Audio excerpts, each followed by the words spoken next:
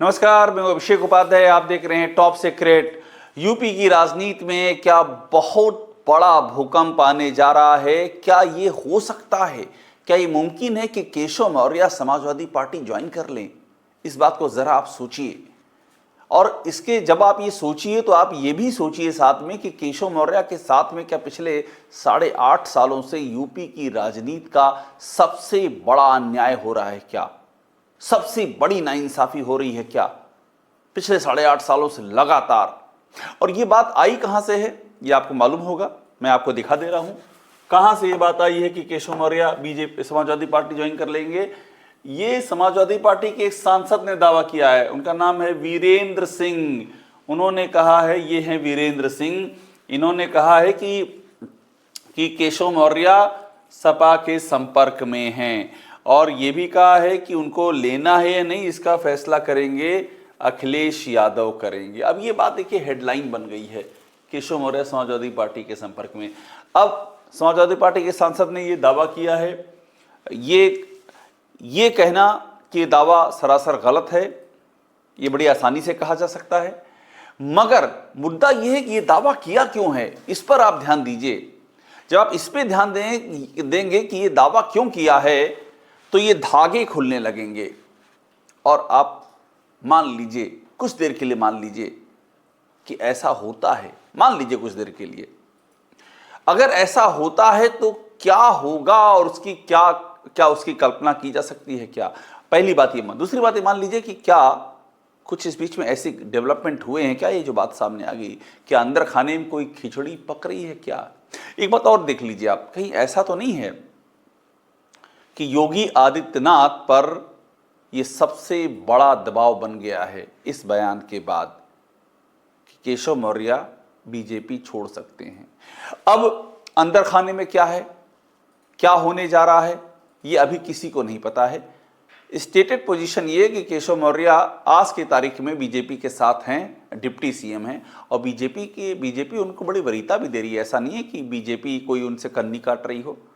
उनको अभी हाल ही में बिहार में उप प्रभारी बना के भेजा गया और जब बिहार में चुनना था कि नेता कौन होगा तो उनको उस प्रतिनिधि मंडल का हेड बना करके भेजा गया।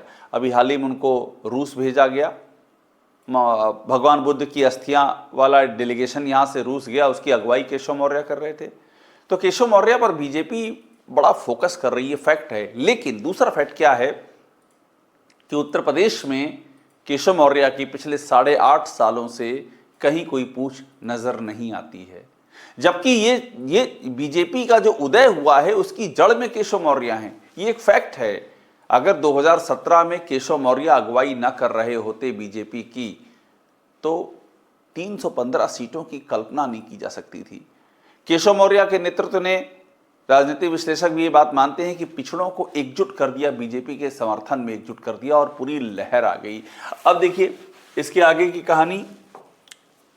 सबसे इंपॉर्टेंट समझना है कि ये जो हो रहा है इसके अंदर खाने में है क्या। ये जो दावा है, हम कुछ देर के लिए ये भी मान लेते हैं कि ये दावे में कोई दम नहीं है। मान लेते हैं कि भाई केशव मौर्य ने कहा, चूंकि केशव मौर्य ने इसके पहले कहा था कि सपा के बहुत सारे विधायक हमारे संपर्क में हैं, तो उसके जवाब में ये वीरेंद्र सिंह ने ये बयान दे दिया कि वो संपर्क में, आखिरी फैसला अखिलेश यादव को लेना है। ये इन्होंने बयान दे दिया। ये हम मान सकते हैं कि ये क्रिया की प्रतिक्रिया है और बयानबाजी होती रहती है। लेकिन आप दूसरा पहलू तो समझिए कि केशव मौर्य के साथ में हो क्या रहा है, इस पर भी तो गौर कीजिए। क्या केशव मौर्य खुश हैं? क्या जो केशव मौर्य का कद रहा है, पिछड़े समाज से आने वाले एक नेता हैं जिनका कि आज की तारीख में उनका यूपी में जब आप नाम लेते हैं कि कुछ बड़े नेताओं से बात करनी बीजेपी के, तो केशव मौर्य का नाम को इग्नोर कर ही नहीं सकता है। तब जबकि योगी आदित्यनाथ के शासनकाल में उनको वरीयता लगातार नहीं मिल रही है, उनके पास अधिकार नहीं है, पावर नहीं है और वो जिस पद के दावेदार थे उस पद से वो दूर दूर तक कहीं उसके करीब नजर नहीं आते हैं। इस सब के बाद भी केशव मौर्य ने अपना एक प्रोफाइल बना रखा है। लेकिन इस प्रोफाइल का नतीजा क्या है? केशव मौर्य आज भी दूसरे नंबर पर हैं और जिस दूसरे नंबर पे हैं वहां भी उनके पास वो अधिकार नहीं है जो डिप्टी सीएम के पास होते हैं। अब इसके बाद अगली कहानी देखिए आप, इससे आपको चीजें और भी समझ में आएंगी। ये देखिए, ये यहाँ तो ये कहा जा रहा है कि जुलाई डेडलाइन दे दी है। क्या केशव मौर्य जुलाई में सपा ज्वाइन करेंगे? यहां तक बात आ गई, जुलाई की डेडलाइन दी जा रही है। लेकिन ये मुद्दा वही है, ये मान लीजिए कि गलत है, मान लीजिए ऐसा कुछ नहीं होने जा रहा है, फिर भी ये सवाल तो कायम है कि ये सवाल उठा क्यों है कि केशव मौर्य बीजेपी छोड़ भी सकते हैं। आइए इसकी वजह में आपको ले जाते हैं। वो वजह जाना बहुत ही दिलचस्प है। एक नहीं, ऐसे कई वाक्य हो चुके हैं जबकि केशव मौर्य ने जो कहा योगी आदित्यनाथ ने उसका उल्टा किया। एक नहीं, दर्जनों वाक्य ऐसे हो चुके हैं जब केशव मौर्य की सुनी नहीं गई, केशव मौर्य को जब नेपथ्य में ढकेल दिया गया, जब केशव मौर्य की उपेक्षा की गई, अवमानना की गई। अपनी पार्टी का एक ऐसा नेता जिसने आपको 2017 का चुनाव थाली में जिता करके दिया है, उसके साथ ये सलूक आप करेंगे और कंटिन्यू करेंगे। और जिसको आपने नेता बना रखा है योगी आदित्यनाथ, उनके ऊपर चस्पा ही आरोप किए हुए जाति विशेष की राजनीति करते हैं। तो एक पिछड़े समाज के नेता के साथ में ऐसा आप व्यवहार कर रहे हैं। और जिसको आपने पद दे रखा है वो सर्व समाज को साथ लेकर के नहीं चल रहा है। इसके एक नहीं, दर्जनों सबूत दर्जनों बार सामने आ रहे हैं। अब कहानी देखिए, ये एक कहानी, इससे आप और समझेंगे कि केशव मौर्य की इस सेटअप में योगी आदित्यनाथ की सरकार में क्या अहमियत बची है, कुछ बची हुई है क्या। कि ये हाल की खबर है, 30 दिसंबर की खबर है, माघ मेले से जुड़ी हुई खबर है। सतुआ बाबा की रोटी के चक्कर में न पड़ो, केशव मौर्य ने प्रयागराज के डीएम को क्यों लगाई फटकार। ये है केशव मौर्य, ये है डीएम मनीष वर्मा, उनको फटकार लगा रहे हैं। दरअसल माघ मेला की तैयारियों का जायजा लेने केशव मौर्य पहुंचे थे। केशव मौर्य रहने वाले भी प्रयागराज के हैं। अब वहां पर क्या हुआ, डीएम मनीष वर्मा को कहा कि सतुआ बाबा की रोटी के चक्कर में ना पड़ो, नाराजगी जताई। क्यों? क्योंकि ये डीएम साहब सतुआ बाबा के आश्रम में रोटी सेकते हुए पाए गए थे कुछ ही दिन पहले, और खूब उसकी तस्वीरें वायरल हुई थी। अब सतुआ बाबा के आश्रम में क्यों रोटी सेकते पाए गए? क्योंकि सतुआ बाबा योगी आदित्यनाथ के बेहद करीब हैं। तो जब योगी आदित्यनाथ के करीब हैं तो जाहिर सी बात है सत्ता का सेंटर, सबको समझ में आता है कि सत्ता का शीर्ष कैसे खुश करना है, कैसे अपनी पोस्टिंग को और ज़्यादा स्थायी बनाना है, संकटहीन बनाना है। तो सबको समझ में आया ये सतुआ बाबा हैं, योगी आदित्यनाथ के बेहद करीबी हैं। योगी आदित्यनाथ जब आते हैं इन्हीं के साथ वो रहते हैं, ये हमेशा उनके पास, उनके करीब रहते हैं। तो यहाँ पर अगर ये दरबार खुश रहा तो हमारे ऊपर तो आशीर्वाद की बारिश होगी।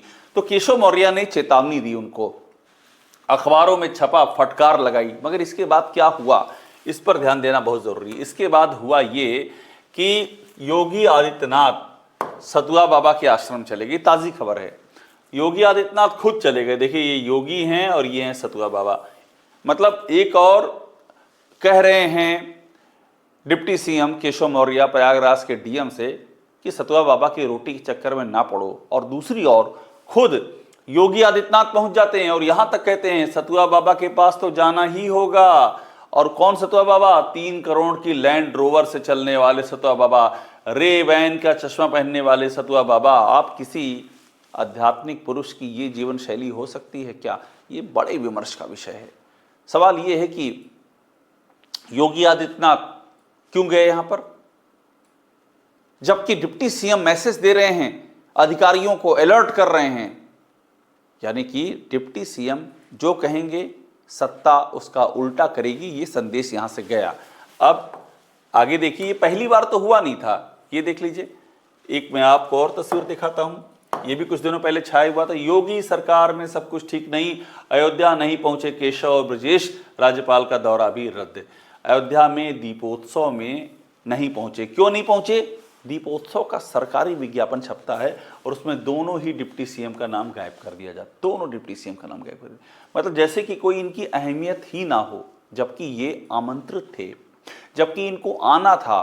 केशव मौर्य कहाँ थे उस समय? केशव मौर्य पटना में थे, तो बिहार चुनाव के सह प्रभारी थे, और वो पटना छोड़ करके लखनऊ पहुंचे थे इसी कार्यक्रम में, अयोध्या के दीपोत्सव में हिस्सा लेने के लिए। लेकिन जब उन्होंने देखा कि विज्ञापन में उनका नाम तक नदारद है तो उन्होंने बैकआउट कर दिया, नहीं जाएंगे हम। ये है इस सरकार में डिप्टी सीएम की स्थिति, योगी आदित्यनाथ ने क्या हालत बना रखी है और दिल्ली चुपचाप देख रहा है। केशव मौर्य को कितना बड़ा गिला होगा, उनके अंदर क्या चल रहा होगा, आप सहज समझ सकते हैं। अब अगली कहानी देखिए, मैं कह रहा हूं सिलसिलेवार है। केशव मौर्य, ये देखिए, सरकार से बड़ा संगठन, ये बात कहने पर मजबूर हुए क्योंकि सरकार संगठन की सुनती ही नहीं है। सरकार पर सीधा सा आरोप है, संगठन के कार्यकर्ता मार खा रहे हैं, लाठी खा रहे हैं, उनका भुर्ता बन रहा है, चटनी बन रही, कोई पूछने वाला नहीं है, उन पे ताने कैसे जा रहे हैं, वो अपना काम नहीं कर सकते, किसी और का क्या कराएंगे।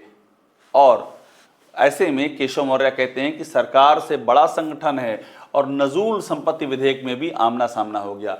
बड़ी बात देखिए, नजूल संपत्ति का विधेयक क्या था कि जो नजूल की ज़मीनें हैं, अंग्रेज़ों के ज़माने की ज़मीनें, जहाँ पर जिनका स्वामित्व को लेकर के क्लैरिटी नहीं है और सरकार ने अपने अंडर में ले रखा है और वहाँ लोग रहते आ रहे हैं आज से नहीं सालों से। प्रयागराज तो बताते हैं कि 1/4 से ज़्यादा नजूल पर ही बसा हुआ है। योगी आदित्यनाथ ने बगैर पूछे, जबकि केशव मौर्य प्रयागराज के हैं, उनसे तो पूछना चाहिए था, किसी से कुछ नहीं पूछा, अफसरों की सुनी और नजूल विधेयक ला दिया कि भाई अब नजूल की संपत्ति सरकार की हो जाएगी। पूरे प्रदेश में हाहाकार मच गया, सबसे अधिक हल्ला प्रयागराज से होना शुरू हुआ।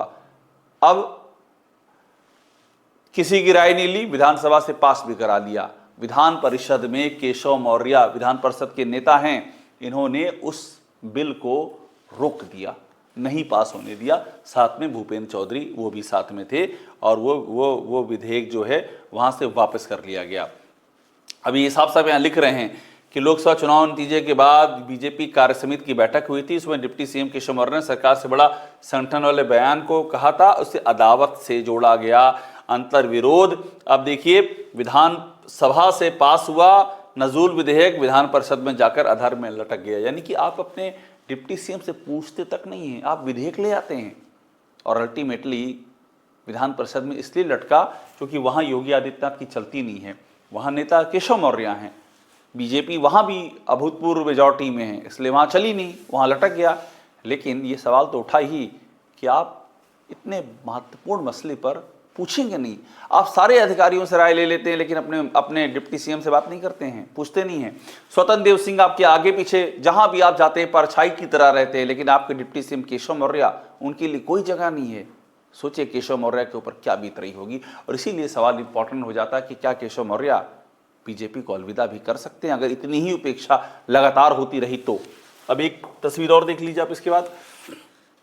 ये देखिए, केशव मौर्य ने सवाल किया, क्या सवाल किया, आउटसोर्सिंग कर्मचारियों में से आरक्षण कोटे वाले कितने, आप जो आउटसोर्स वाले कर्मचारी ले रहे हैं उसमें रिजर्वेशन नहीं दे रहे हैं। केशव मौर्य ने अपनी सरकार पर सवाल उठा दिया कि सरकार रिजर्वेशन में पारदर्शिता नहीं करती है।